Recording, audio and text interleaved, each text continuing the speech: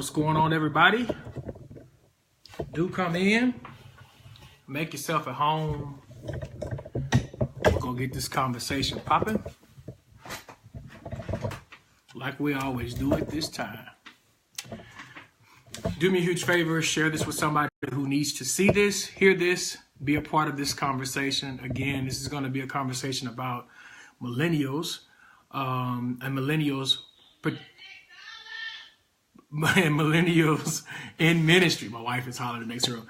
And so wanted to definitely come on to share just that. So do me a huge favor. If you're coming on, please, ma'am, sir, share this with somebody that needs to hear this. Share this with your community.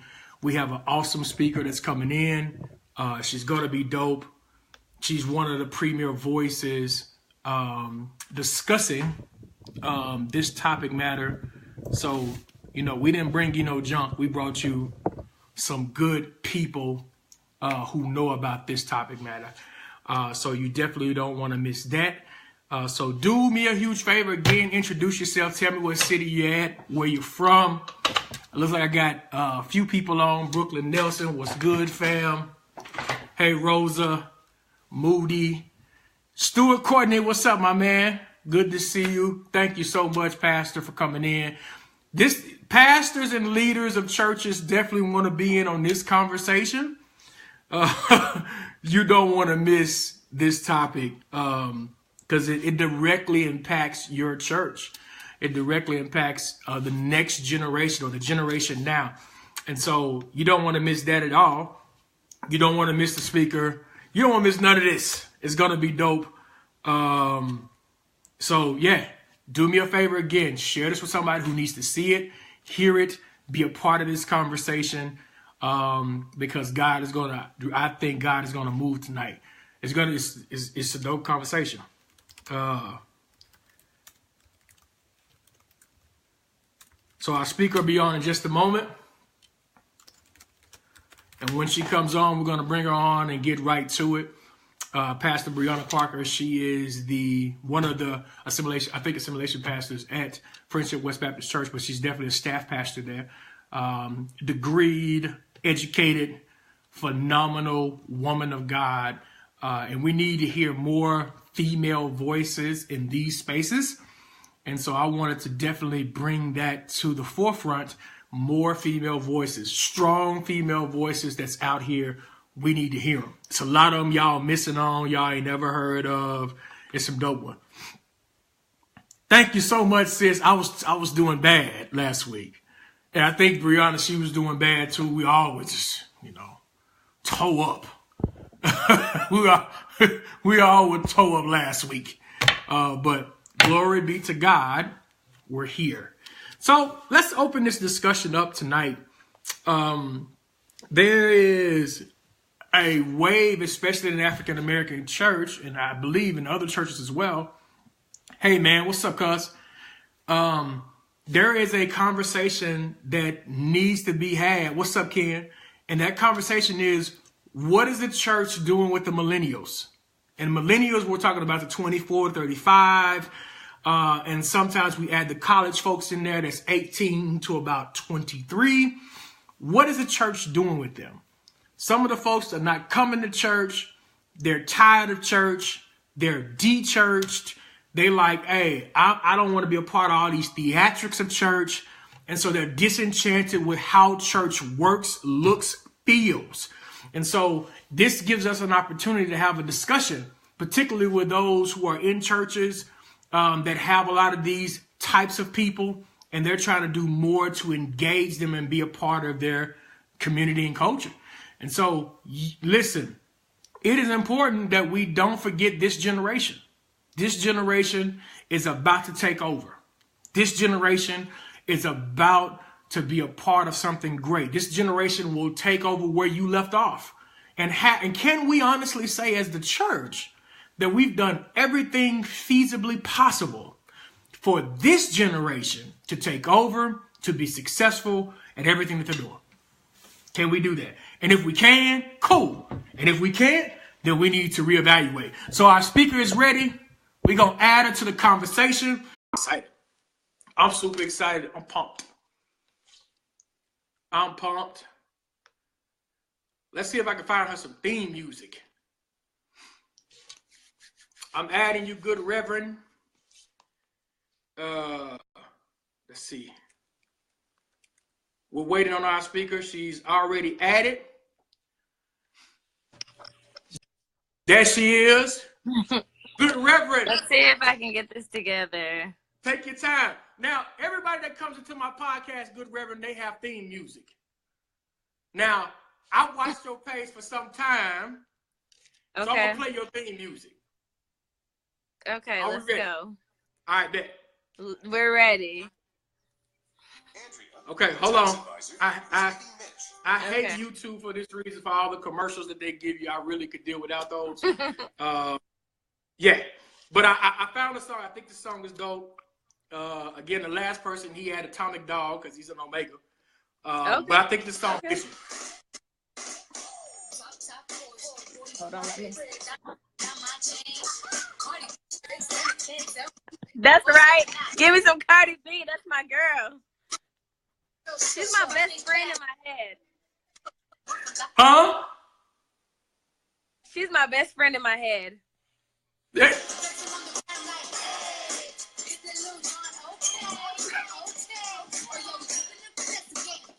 Ow! So listen, I think that's a perfect segue. Okay. I think that's a perfect segue to talk about the impact that Cardi B has had on this millennial generation. I think that's dope. Mm-hmm. And I think when people see people like Cardi B, who came from nothing, and rise to stardom and really making an impact. And if you really watch Cardi B's page, you will see that she's giving God the glory at every chance she gets, right? So what message would Dr. Parker give to the Cardi B's of this generation? Listen, how about Cardi B give me a word, okay? I'm trying to have a life like Cardi B where the Lord is just blessings on blessings on blessings, you know? Right. I think what Cardi B really shows us is that, you know, we always say God is no respecter of persons, but I think that Cardi B's life really makes that very clear that, you know, we're looking for people with certain degrees and certain platforms and certain clothing, and we think that's, you know, who God is blessing. And I mean, it's not true, but beyond Cardi B, I mean, listen, she's as hot as can be. I mean, I think she's a beautiful woman, inside and out, even with all that mouth. That's probably what I love most about her, that, you know, she's not taking anything from anybody, okay? Sure. But beyond that, I also appreciate that she's an intelligent woman, and I think people are missing that. You know, I remember watching her on Love and Hip Hop, because I'm not a bandwagon fan, and I remember she was saying things that were just brilliant. I'll never forget, they were talking about how women oftentimes try to prove to men that they're down, that they're not there for their money. And she was like, you know, I used to be like that. And like when my man would try to give me money and stuff, I would be like, no, I'm okay, because I'm trying to prove to him. And then I was thinking, he's coming to my house eating my hams and my cheeses and eating up all my food. And I was like, yes, you can give me money because you don't care if you take something from me. So I can. And so, I mean, what I'm saying is, while she might say it in a funny way or a way that we're not always honoring, she, you know, she's brilliant. Her career didn't happen, you know, on accident. She was very intentional. I think what we appreciate most is that she's real, that she's honest. I mean, you know, Cardi B could, I don't know if she could be my senior pastor, but she could definitely be a pastor on staff at the church I would go to, because I think I'm looking for someone who's going to be honest, open, brilliant, transparent, culturally relevant. Cardi B is winning out here. And we thought it was just her 2017, but it's obvious her 2018 is, you know, a W already. No question. 2018 for Cardi B, I think is dope. And I think she's done so much for the culture beyond rap. Mm-hmm. Like, she just put out, I think people don't understand the value of her. She just put out an album with a pop star. She put out a track with a pop star, which is virtually unheard of for somebody who doesn't have an album. And she cooked it. Like, she cooked it. It was so dope. It crossed lines across the board. And I think you also raised up another thing that makes Cardi B so dope is her transparency. And if we were to tie that into millennials and what they desire, number one on the books would be millennials desire 100% transparency. If you make a mistake, tell us about it. You know what I mean? Admit it. If you've done this, let us know. You see what I'm saying? So maybe there's more to add to that. Millennials want transparency, but what else do you think or that you've been experiencing that millennials desire as well? Well, you know, we're not a monolith, you know, but in general, I think, you know, of course, transparency is one. I think we want to have like mutual relationships, you know, and I think that doesn't happen in most churches. It's like, oh, sit down and listen to me, and I'm going to tell you all about life, and I'm going to fix you, you know. And I think many times we forget that millennials have something to offer. And, you know, there's something about, you know, my being that I think should be valued in a way that makes you want to learn from me as well. And I think that's something the churches miss, that there should be some reciprocity, that we should all be giving. We should all be learning. We should all be making some type of an attempt to be better as a community. And while, you know, my research is on millennials and, you know, I'm a millennial and all those things, I think some of the things that we really expect or attempt to do for the sake of millennials is something that most people want. I don't know many people who don't want transparency. Now, there are people who don't want to be transparent. You know, I think millennials want transparency, and we're willing to be transparent as we know how. We were raised by people who were not into transparency. Just, I mean, if we're honest, you know, it was like, whatever goes on in this house, you know, stays in this house, and I dare you to tell me. And so I think we're learning transparency, and that's why we appreciate it so much, not because we are the gatekeepers of all things authentic. That's dope.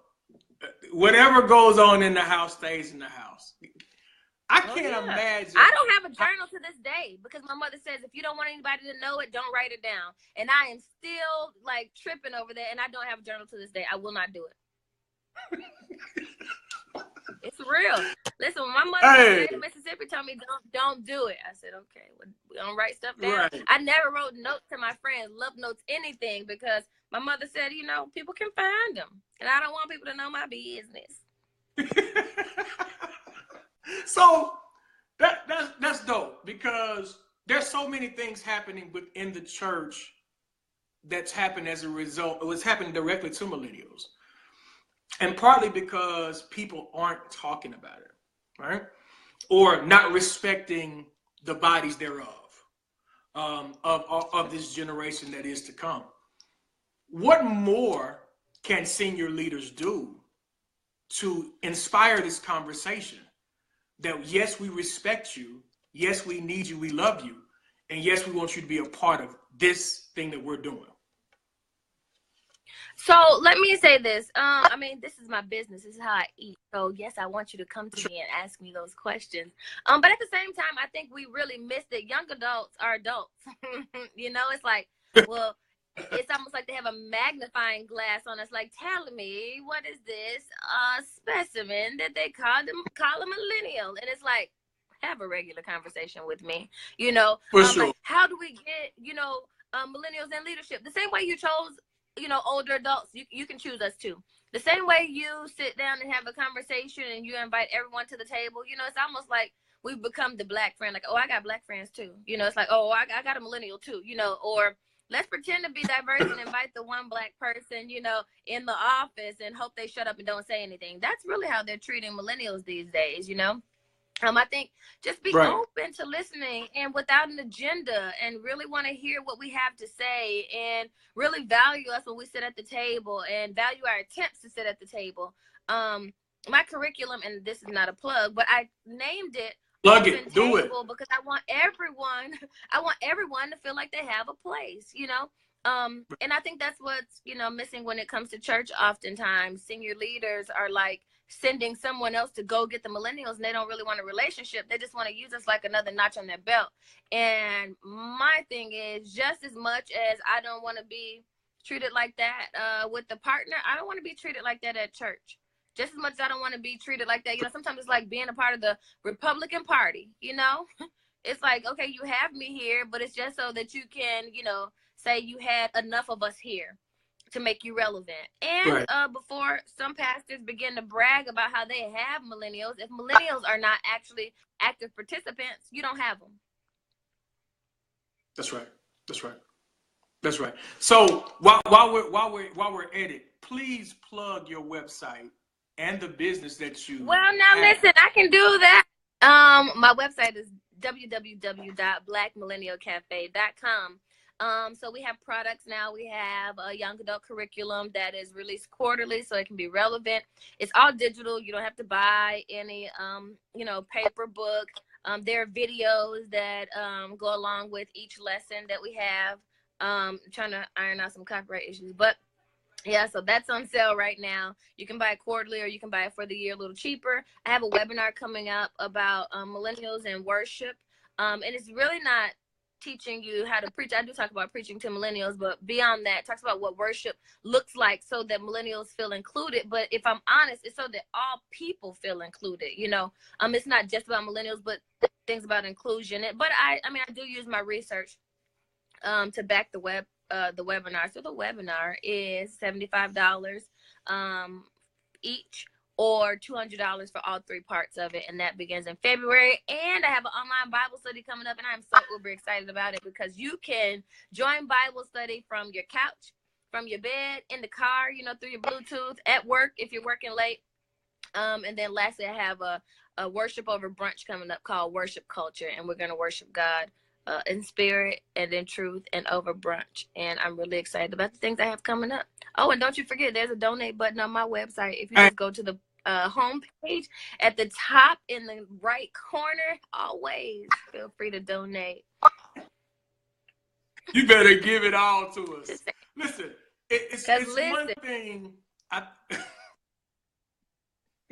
It's one thing to just talk about millennials, but it's another thing to put this stuff to actual paper and practice. And I think one of the places that we No, go ahead. Yeah, one of the places that we suffer culturally is that we don't have enough stuff documented down, so that we don't have to create the wheel or put more oil in places that don't need it. And so we have to do better. We gotta support this type of material because it's needed for us and it's fresh right now. So them to support it. I think it's important. I think we need more all the writers writing. Listen. Yes, absolutely. We gotta, and most importantly, Black authors need to be supported by our people. Yeah, it's really tricky. Even when I priced it, I had to price it pretty low.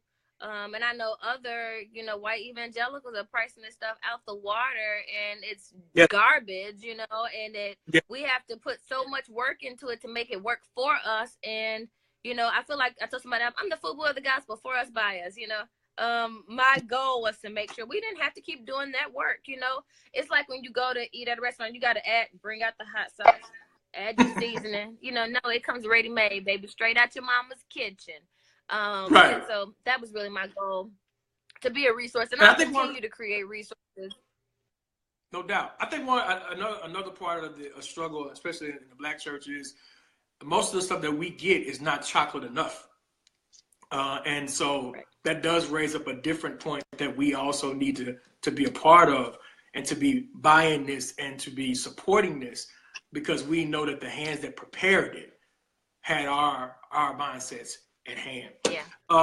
So there's some other topics, but I'm just flowing. If that's okay with you, just gonna flow and keep it rolling. So, millennials and justice. You and I both know that currently millennials are witnessing more injustices than they probably have ever seen in their entire lives, right? Yeah. What word can we give to this generation that's watching live broadcast killings of young African Americans, brown and Black people all together? That it's real, that it's not made up in your mind. You know, every now and then you need someone to remind you that you're not going crazy, that it's real. And then, you know, I'm growing a little weary some days. Like, I don't want to do another post. I don't want to hashtag another name. I don't want to, you know, I just get tired sometimes. You know, I get people like, can you write an article? No, I don't want to write no more articles about dead Black people who have been shot down in the middle of the street. Not because I don't appreciate them and their humanity, but because I'm tired of it happening. But I would say don't grow weary in well-doing. You know, that this is not a sprint, you know, and that we really have to be more strategic. If there's one thing I want us to do, that's to be more strategic. And a friend of mine is actually working on that, getting together a group of millennials to actually work on strategy. We have to look at policy. We have to look at so many things. And so people say stuff like, well, Black Lives Matter isn't doing anything. Black Lives Matter, they're doing exactly what they're supposed to do, exactly what they want to do. That is their calling. Okay, I think my calling is to be more strategic. I'm going to follow my calling. I'll support Black Lives Matter. I'm down for whatever they're doing. I will help in whatever way I can. But we have to remember that, you know, everyone has a seat at the table, and everyone having a seat at the table means that we have to be able to bring our own gifts and our own appreciation for things, so that we're able to create a movement that we haven't seen before. I mean, the last time we saw the civil rights movement, they didn't have the digital abilities we have. You know, they have the technological advances. So I believe we can be so much more together. And it's just hard sometimes. You know, we want to stay woke, but every now and then I just need a nap or two, or like, you know, 17, because it's so much going on. I mean, it's hard to keep doing this, you know. No doubt. And so I think one thing when we talk about justice is that the church needs to be relevant when it comes to these concerns. And Willie Francois and Martha Simmons, Reverend Francois and Dr. Simmons have a manual that I think everyone should go get. And the biggest reason they should get it is because we are dealing with experiences we haven't before, and so we don't always know how to handle them as an organization, as a church, as a pastor. And this talks about everything from, I mean, people with HIV to miscarriage to returning citizens, and there's no better manual out there. And even when it comes to Christian education, and people make attempts to say, you know, well, is there a book out about, you know, relevant issues for Christian education? Their manual is probably the best thing that you have, because they're actually addressing issues that are plaguing us today. And I don't want us to miss that when we talk about millennials and justice, because in order to walk us alongside of us, you also have to be ready to bury us, to pray over us, to do invocation in situations that you didn't expect to do it. Like, who has an invocation for a rally? You know what I mean? Right. And they have really done that and done it well. Dope. That's dope. So I got some numbers I'm going to throw at you. Okay. You're about to give me millennial statistics on whites or evangelicals. Let's hear it. I'm going to give you some numbers, and you tell me thumbs up, thumb down. Now, I was going to give you Nielsen's numbers, but we'll talk about them. But I just wanted to, this is kind of funny to me, so I figured let's kind of deconstruct this. All right, among all millennials, this is coming from Barner.org. 66% of American church. Yeah, right. I wish we would come up with us a stat page that can be totally dedicated to our people. Well, I'm actually, the Black Millennial Cafe will become a research firm, a fully operating research firm. But I'm trying to figure that out financially. But we even have our next research project up and ready. But I have to publish this work before I can start my next work. Yeah. Listen. Okay, let's hear these statistics that Barnett came up with from their cousins. Yeah. Okay. All right. Let's laugh about it. Let's talk about it. All right. 66% of Americans, 66% American church goers are hypocritical. This is what Barnett says about the millennials say about church folk. 46% people at church are tolerant of those with different beliefs. 44%, the church seems to be much like an exclusive club. How many percent? 66% church is 44%. That's I'm sure in our context that's about 75%, but that's neither. All right. That's factual. We ain't even got to put no percentage in that. Yeah. 60%, church is a place to find answers to live a meaningful life. 54%, church is relevant for my life. 49% says I can be at church. I can be the church all by myself. Now, who said that? What's the percentage? Which one of those? The last one is 49% says I can be the church all by myself. Yeah. Mm-hmm. Now, the last one is what I probably hear the most from millennial people group, where they feel like they can be the church all by themselves. They don't really need anybody else. I can worship alone. I don't need accountability. I don't need fellowship. And if I need a word, I can get online, give me a quick word, and everything else is cool. Right? What do you say to that? Well, I don't say it's wrong initially, because you can have a relationship with Christ, and I think that's the nuance that they don't always say. You can't have a relationship with Christ without all the rest of it. But you miss some of that, you know, don't forsake the fellowship. I know that scripture everyone wants to use, and I get it. And so it's better in community, but you can have a relationship with Christ outside of it. And listen, I get it. Who wants to keep dealing with foolishness for no reason? Listen. I cannot dog someone else out for not wanting to play those games in churches. You know, every now and then you're like, you know what? I can give 10% of my money to a whole lot of places, you know what I mean? Not be dogged out, you know, I mean, so I get what they're saying, but it's better together. That's what I try to tell you. It's better together. Absolutely. Absolutely. I think Rick Warren has a community piece about being better together. Yeah. And I think to add to that thought piece is that, let me say this to millennials, we need y'all. I don't know if anybody ever told y'all that, but you are a needed piece in the church construct. We understand that you don't like church quite like we probably like it or grew up on. We get that. And so we may need to do a better. Like, did other generations like it, or did they tolerate it? I think know, you know, how many. I think it's more of a toleration. They tolerate it more so than like. Mm-hmm. That's what I think. Yeah. You know, they're just like, I'm going to church. It almost sounds like sometimes it's ritualistic. This is why I'm here. Mm-hmm. Yeah. Ritual. Especially for boomers.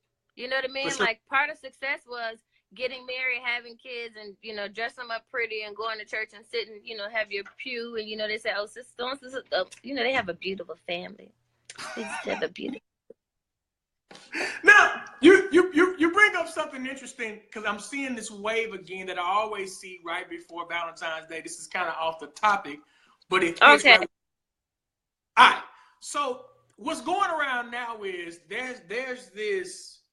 It's always existed. There is this ongoing press that we have on single people, right, in the church, that they're supposed to almost carry the volunteer weight of the church, still remain single, still wait on God, still do all of these things, but yet really that construct is totally for one people group, which is female, and not for male, which I don't understand. So tell me, how are you dealing with that? How should they deal with that when it comes to hearing all of this stuff about, okay, go ahead. See, I don't play games with the kids. You know, my thing is, I might be single, but I'm out here living. So what you need to do is have some of these married couples with nothing to do handle this stuff. Because, baby, I'm out here living and happy. And so I thought you were going to say, you know, it's Valentine's Day coming up, everybody trying to leave. Because my man ain't going nowhere until this Gucci drop on Valentine's Day. I'm just playing. But that whole single, I'm just saying, I'm a giver, though, too. But, you know, this whole thing about, you know, singles carry the weight. Sugar, maybe I don't want to stay single. Maybe I want to live my life. As a matter of fact, I'm having probably more fun than you are. Actually, my calendar is booked. But maybe some of these married couples got time, you know? And so I think it's so unfair and unrealistic For sure. when people try to do that to singles, and you don't have to accept that. Oh well, we're gonna have a Valentine's night or whatever. We're gonna have where we're gonna keep the kids so all the singles come out. Sugar, if you think you got something to do on Valentine's Day and you married, you should definitely know I have things to do. But I think sometimes we believe that. And while we're on this subject, they have this John Gray piece where he's telling women, you're a wife. Yeah. Come on with it. Come on. And you're a girlfriend. Go ahead. Yeah. Okay. And you don't go from dating to girlfriend to fiance to wife. You're a wife when they meet you. You're just not their wife. That don't even make no sense to me. I just don't even understand that. And I don't know why people say, yeah, that's true. So, oh my goodness, I'm wifey material. I am human. I am woman. I am amazing. Everywhere I go, this is who I am. But I don't think we should miss these steps. And I want us to stop thinking everyone wants to be married. Everyone ain't waiting and begging and fasting and, going into, convulsions, praying for God to send a mate. That's not everyone's situation. And not only that, if you're not going through a process, how do you know that you know someone well enough? How do you know that you should be this person? It's just so foolish. I'm just so tired of it. Goodness gracious. And all this, once I knew, who I was, then God sent me a man. That don't always happen either. God does not require that you get it together. So Ruth didn't have it together. And she was laying at feet and stuff, if you know what I mean. Hey! So she had to know him. And so... But I'm just saying, and I'm not saying this is the way you should do it. It's not even the way I've done it. But I am saying that there is nothing in the Bible that says once you get your life together, then God gives you a spouse. Sometimes getting yourself together comes with walking alongside of someone else. And I'm just not going to play the game that says, like people like, once I start working in the field, then I met my Boaz. She wasn't working in the field. She was over there, trying to stand on the sidelines, waiting for him to look, you know what I mean? So she could catch a man, So we have to stop playing that game. Everybody has something different that they want out of. Some people just want your money. Some people just want your companionship. Some people, and so whatever it is that they want, they know how they're going to get it. And I do think pastors and men have to stop playing this game, telling women how to become a wife. It's not even true. You can be an amazing woman. You can be faithful to someone. You can be loyal to someone. You can be committed to someone. And they will go get someone who is unfaithful, hasn't ever been loyal, ain't never going to be committed, and find them and wife them. So we got to we got to stop pretending like this is true. And we have to stop raising these men up. And, and they be like, that's right. If you're going to get you a man, you got to stop. I don't want to hear no more of that. And I think the other part that really drives me insane is that more and more day to day, I see that this is totally targeting single women. And we have to stop being relationship predators, trying to live off the backs of these single ladies, when really we need to turn the attention to the men and say, hey, brothers, we can kill a lot of this nonsense if we get ourselves together. And while they getting themselves together, we'll meet up in the middle to make sure it all works out. But I think we should start turning that spotlight to the necessary party, that 20% that doesn't come to church versus the 80% that does. And yeah, to well, me, and they're all, and unfortunately, they've been listening to this, for so long. And so as soon as a new man step into, church, if they've been brainwashed by this type of John Gray relational thinking, just like, get them, you know what I mean? And all 72 single women think they have to go get, this one man. And I just think, this is out of hand. It's gone too far. And someone needs to sit some of these young men down, have a conversation with them about where we're going, what we're looking for. I could go on and on. Someone said, Eric Packer said, every man is not husband material. This is true. And how about we talk about what it's like to be in relationship with people all together before we try to tell somebody how to get a man? Listen, What you don't have to tell me as a single woman is how to get a man. I pull like a U-Haul. What you can, no, what you can tell me is how to, you know, do some things, you know, more effectively in my life. Then that'll impact my relationship. But stop thinking that because someone's single, they can't get someone. They might not want what they've had. They might not, you know, be at that place in their life. But please, please stop trying to guide me. As a matter of fact, I could probably help you. It's something I see circulating now, and for anybody who wants to understand the context of what we're talking about is Proverbs 31, when really there at the very beginning of Proverbs 31, it tells you who is talking to who, and it's a mother having a conversation with a son. And I think we've taken this thing and flipped it so much in so many different directions that we have forgotten that part. So I've seen it circulating, and I'm just here to say, hey, listen, I'm not going to perpetuate that. I want people to be the best person that they can be. And if just so happen God blesses them with somebody along the way, then right on. But if not, cool. Because God in Scripture never takes the time to promise a spouse to anybody. He promised a whole lot of stuff, but he didn't promise you no Hold on one moment. I'm sorry. Hold on one moment. I apologize. That's all right. So we got Pastor B put us on hold for just a second. But listen, send your questions in. Send your questions in real quick. If you have any questions you want to ask Dr. B about millennials, about what we're talking about, man, we're just flowing tonight. I hope it's blessing you. If it's blessing you, put some hearts on the screen, thumbs up, share this with your community, share it with your pastor, share with everybody who needs blessing you. Go to www.blackmillennial.cafe.com and hit donate. I'm just kidding. Hey, I'm going to make sure that thing get plugged tonight. We're going to get some traffic going. Listen. No, but yeah, we're talking about this whole relationship thing, and I just think we have to approach it, you know, very differently, and more honestly. And then, you know, I also want to say this. Just forget it. Never mind. I don't feel like having people troll me today. I don't feel like having any trolls on my feed today, so I won't even say it. Yes, I will. Okay.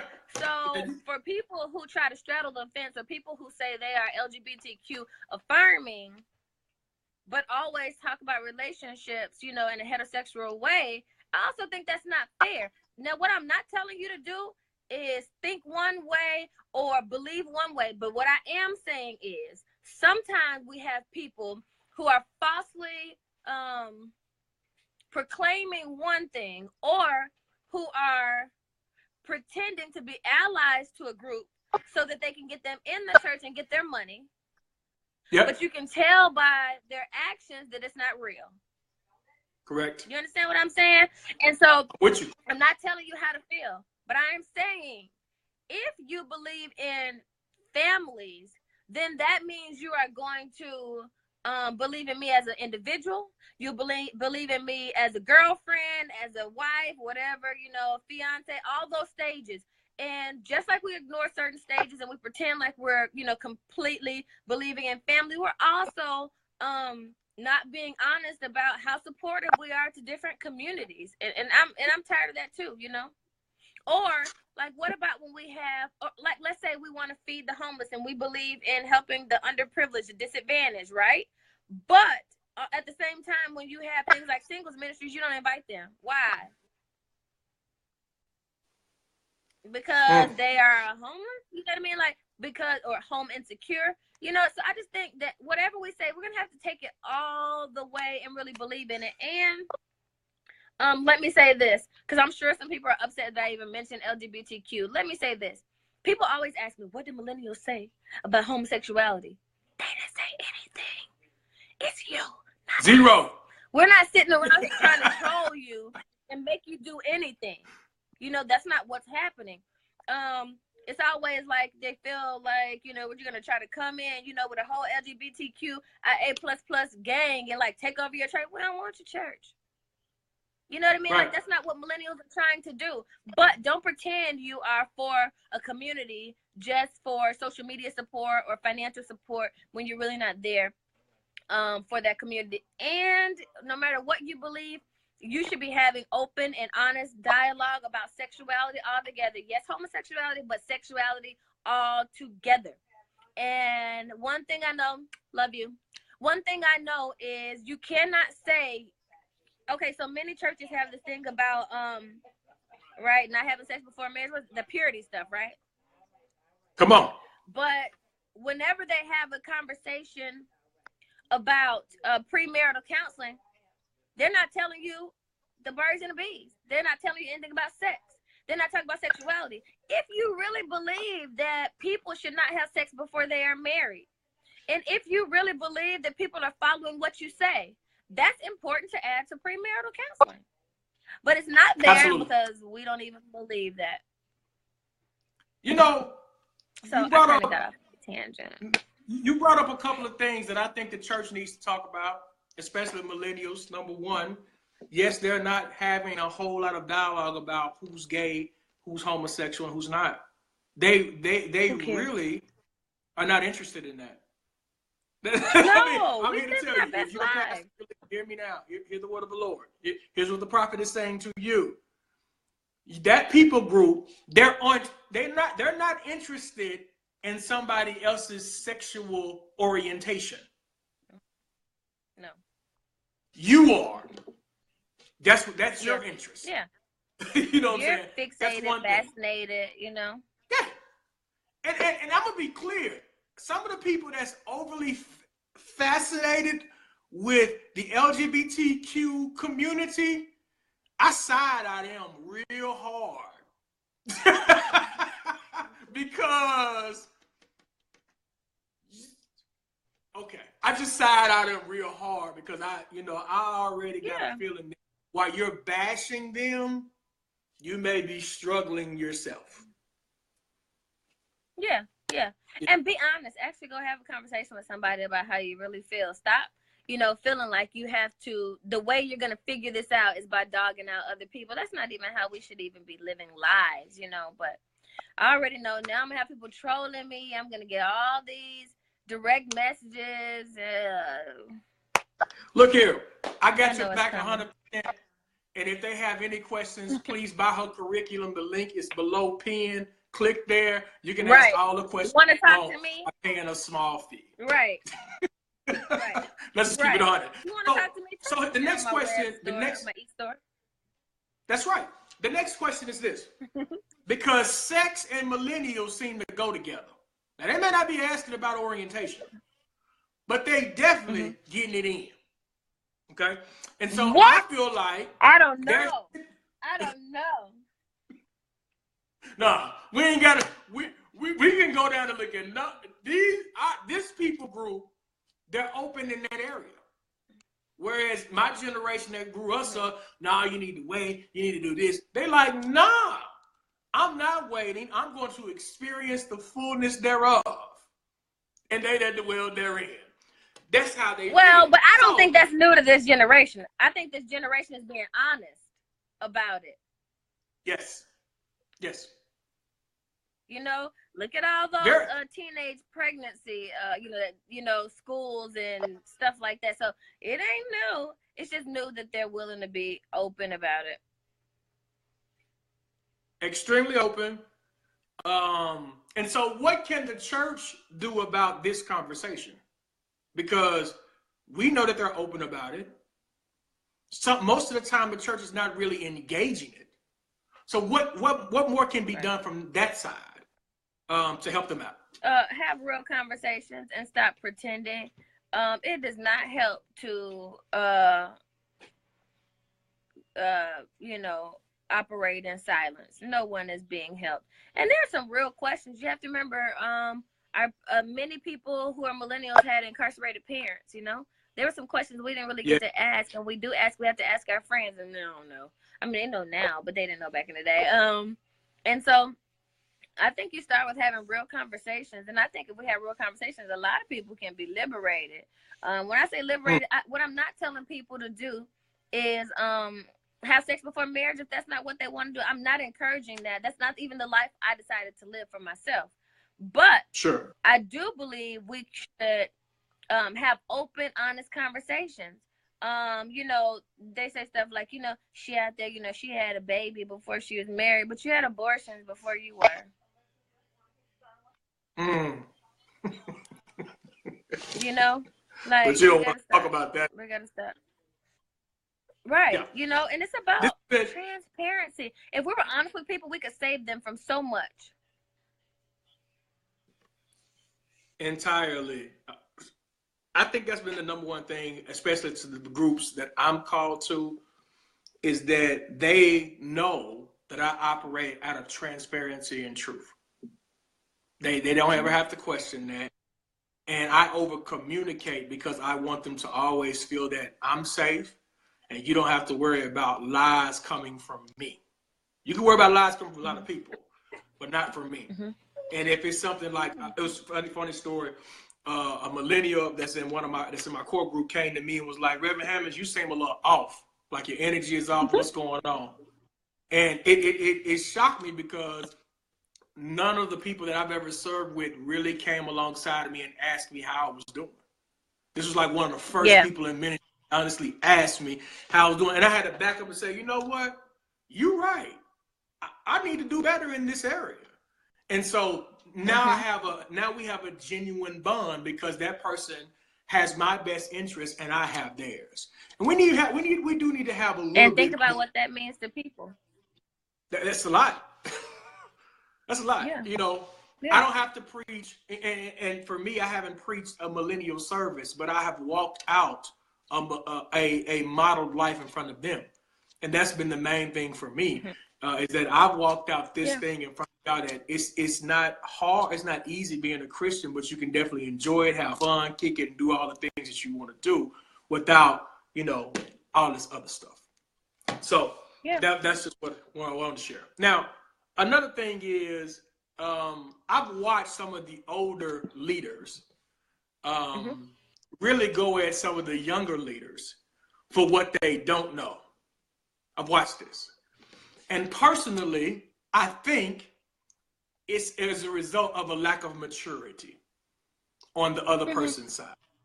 Um, Yeah.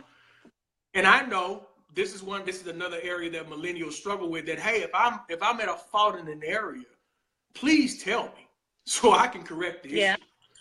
issue. So how do we go Yeah. about having this conversation where we can walk together, correct one another, and still not lose progress? I don't know. I don't even know if some egos will allow for that. Yeah, I saw a situation like that recently, and I'm just like, sure. go to him, talk to him.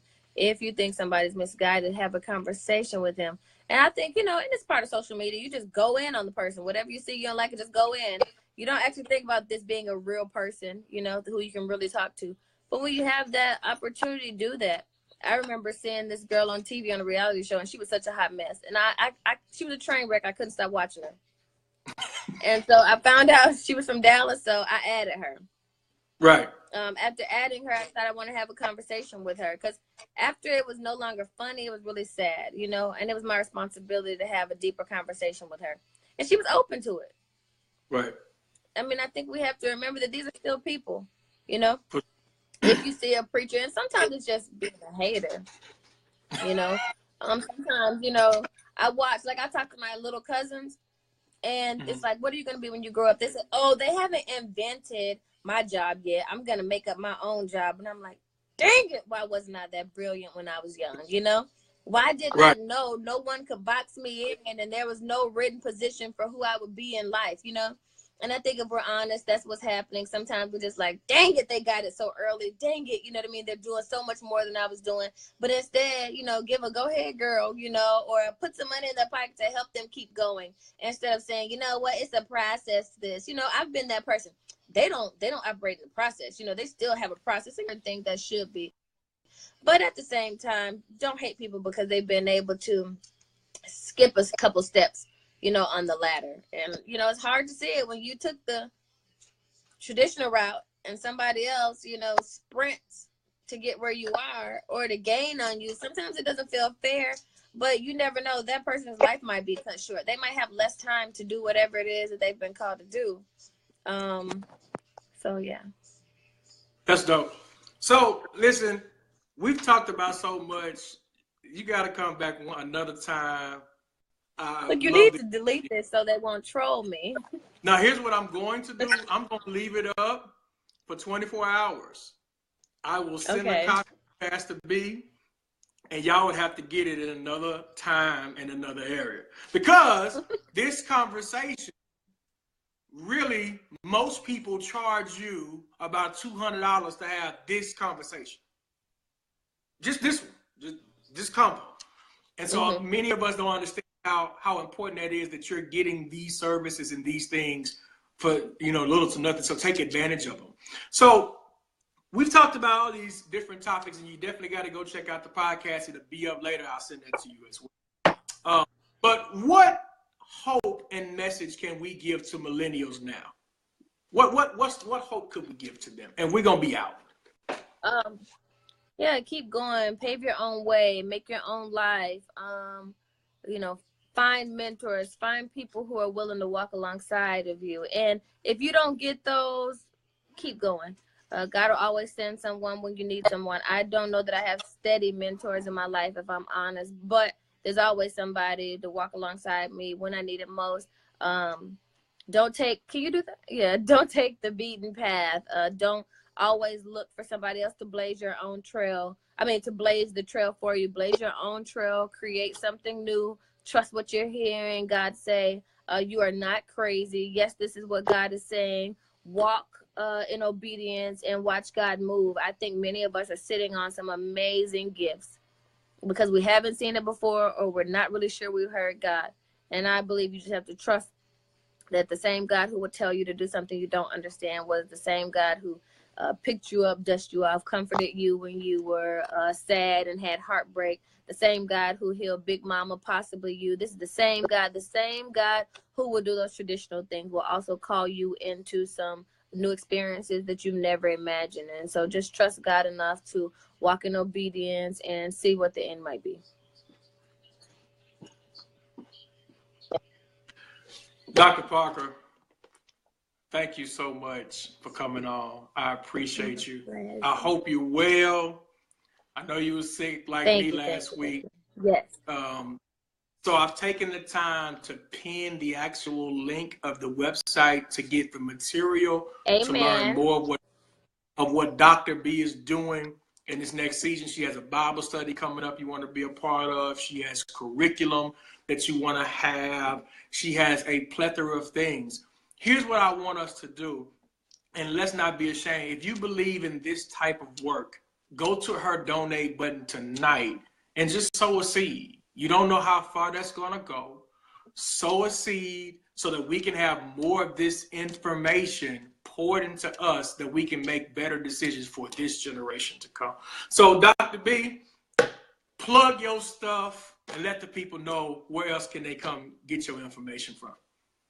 Tell us where your Twitter and your Facebook, Instagram. Okay, so don't forget I have social media pages for the Black Millennial Cafe on Facebook, as well as, thank you so much, Reverend Monica, as well as Instagram. So if you are on my personal one, it's going to be REV_BRI.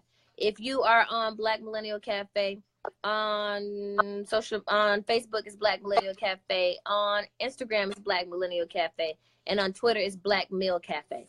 So visit us, talk to me, tweet me, troll me. I guess I can't stop that, so do that too, because I got some trolls too. Y'all do us a huge favor. If you can't sow money, just tell her how good she's been to us for sowing into us. We appreciate you so much, Dr. B. If you want to go ahead and end the conversation, I'm going to talk a little bit more. Again, thank you so much. Okay. We'll be talking soon. Absolutely. Thank you for having me. No worries. Okay. Anytime. Thank you. Bye-bye, guys. Yep. All right. So, yeah, that was dope. I'm going to keep this up for about 24 hours. I'm going to stay on here for about, let's see, what time is it? I got 3 more minutes, and I'll answer any questions that I want to answer. Here's the one thing we have to stop doing is stop trying to pimp folks for information. If you want the information from them, let's go to them. Let's support them. Let's get behind them no matter what. We need the voices of Dr. Breonna Parker to come up front because they're doing a lot of work that we can't see. I know it. I've seen it. I've put my hands to it. I've looked at it. But there's a lot of work happening, and we have to support it. This has been a dope conversation about millennials, for millennials. I want to keep this conversation going. If you need me to come to your church to talk to your people, I'll come to your church and chop it up with your people. If you need Dr. B to come to your church to talk to your people, she's willing to do that.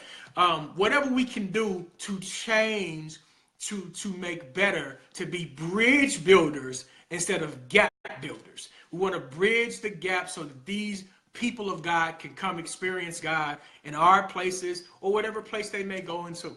So again, if you got any questions, please feel free, ma'am, sir, to drop them in the comments below. We have some comments. Hey, Sister Monica, love you so much. Tell Bruh Robinson I love him too. Look like we have Brother Eric Packer. Eddie McKinney came on, really showed love. Again, thank y'all for the conversation. We're going to keep this podcast going. Again, this podcast is not going to be up long.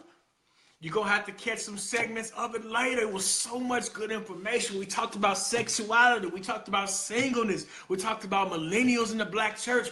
Man, we covered a lot of topics tonight. You can't get that everywhere. We covered a lot of topics. So if y'all want to continue to watch it, get on it. Share with your pastors. Share with your leaders. It's only going to be up for a limited time, so you definitely want to get in there. If you're coming to watch the replay, thank you so much for the love, support. Please follow Dr. Breonna Parker. Her link is in the actual comment section. I'll also put some other information within the comments that you'll be able to take a look. Lusk, you're late. I should bring Lusk on so he can clown for y'all, but I'm not going to do that this time. But thank y'all so much. Looks like we don't have many questions tonight, and that's perfectly okay. Thank you for all who have commented, who have been a part and engaged this conversation. Pastor Sean Williams, oh man, Pastor Catch Jones. I think I seen Elder Cherie Evans. Who else did I see on here? Dee McGuire was on here. Man, so many people. Randy Jones. So many good pastor, preacher, leaders. I just woke up. I'll rewatch. Oh my gosh. Y'all go follow Marquise Lusk if you're looking for a good laugh too. That's my guy. Boots, you late. So if you got any questions, feel free to ask them. I got 1 more minute, and I'm going to answer any questions you may have. If not, again, thank you so much. Podcast is only going to be up for the next 24 hours, so if you don't get a chance to cop it, I guess you're just going to have to catch a segmented piece of it later so that you can see it for yourself. Links are below. Dr. Breonna Parker, her link is below if you want to connect with her so as you can, get more information. Again, thank y'all. Good night. I love you. Peace.